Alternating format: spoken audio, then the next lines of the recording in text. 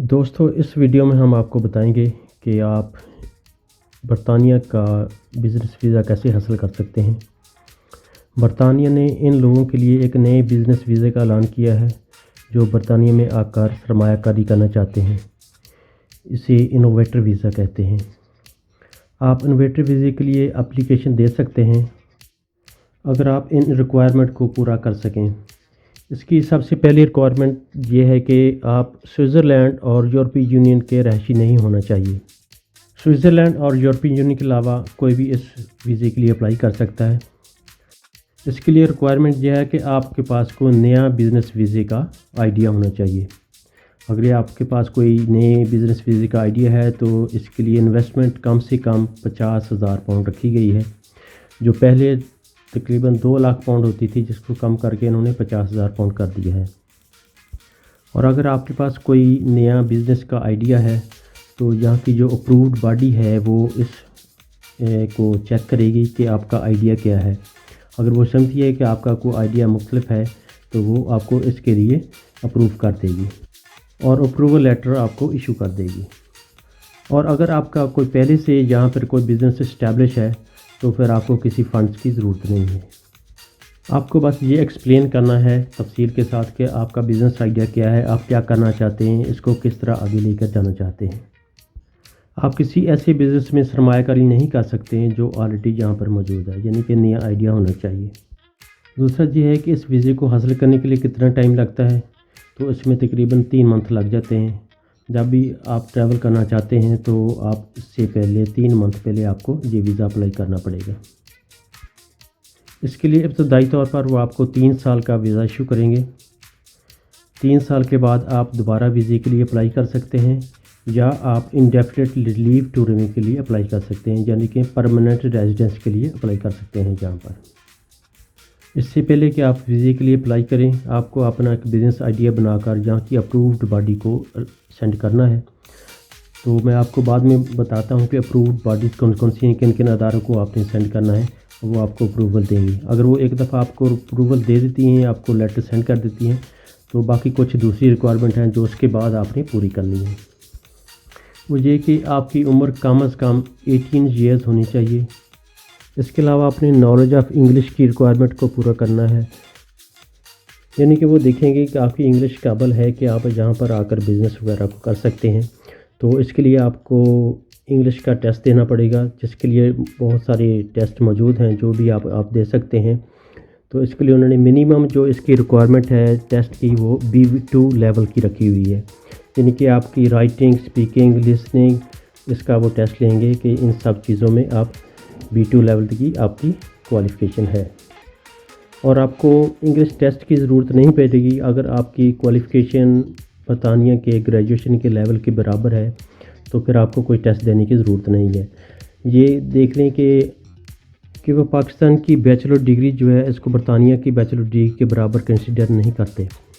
तो यहाँ पर बैचलर डिग्री 4 ईयर्स की है और पाकिस्तान में तकरीबन 2 ईयर्स की है।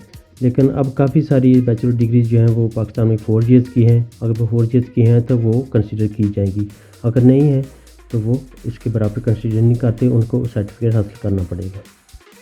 इसके बाद उनको यहाँ पर इन्वेस्टमेंट करने के लिए फ़ंड्स को प्रूफ करना पड़ेगा कि आपके पास इतने पैसे हैं कि आप यहाँ पर आकर इन्वेस्टमेंट कर सकते हैं।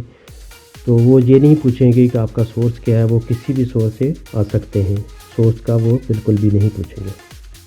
आप अपनी बैंक स्टेटमेंट वगैरह इसके लिए उनको दे सकते हैं।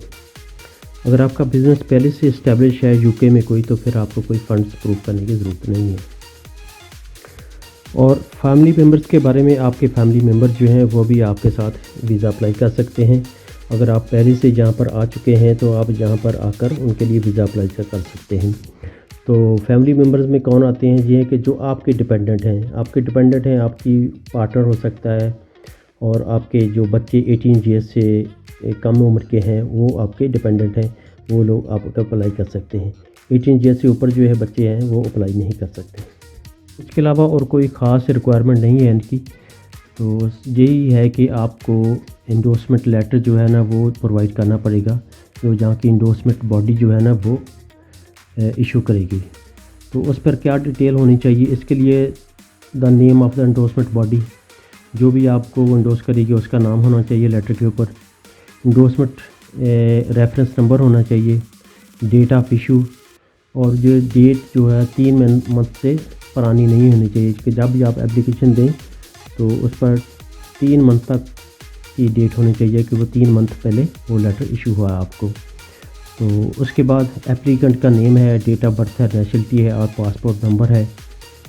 और एप्लीकेंट के बारे में डिस्क्रिप्शन होगी कि उसका क्या बिज़नेस करना चाहता है, उसका थोड़ा सा जो आइडिया है वो उसके बारे में वो लिखा होगा। और उस पर कंफर्मेशन होगी कि एप्लीकेंट का जो बिज़नेस आइडिया है वो इस क्राइटेरिया को पूरा करता है। इंडोर्सिंग बॉडी आपके बिज़नेस की रेलेवेंट कैटेगरी में एक ऐसा अदारा आता है जो होम ऑफिस से अप्रूव्ड होता है।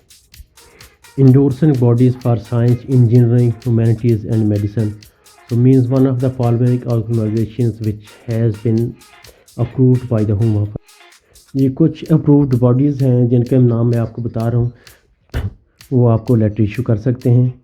इनमें है UK research and innovation and it's councils, the royal society, the royal academy of engineering, the British academy, the academy of medical sciences, Wellcome Trust, cancer research UK, British heart foundation, national institute of health researches.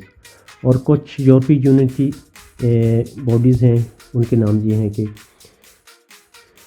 European Union Horizon 2020 programmes, European molecular biology organisation, European molecular biology laboratory, human frontier science programme, international institute for applied system analysis, European space agency. ये कुछ awarding bodies हैं जो आपको business letter issue कर सकती हैं। तो दोस्तों, ये मालूमात आपके साथ शेयर करनी थी। उम्मीद है कि आपको वीडियो पसंद आई होगी।